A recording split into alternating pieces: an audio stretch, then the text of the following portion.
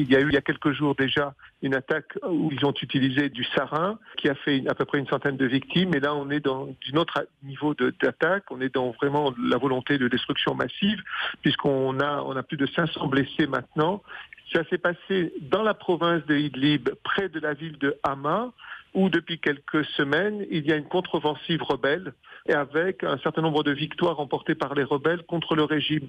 Et on peut penser que justement le régime a utilisé le sarin pour stopper cette contre-attaque. Quels éléments vous permettent d'affirmer qu'il s'agit d'une attaque au gaz sarin ? Tous les éléments cliniques sont présents. C'est-à-dire, on a le tableau clinique, le myosis, on a la détresse respiratoire, on a les convulsions des patients, on a le fait qu'ils n'ont pas de lésions traumatiques, donc ils ont été bien intoxiqués par un produit.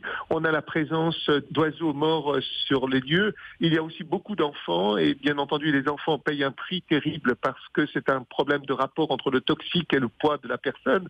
Et donc, les enfants, malheureusement, là où il faut 1 centigramme pour tuer un adulte, pour les enfants, on est de l'ordre de 0,2 à 0,3 centigrammes pour les tuer.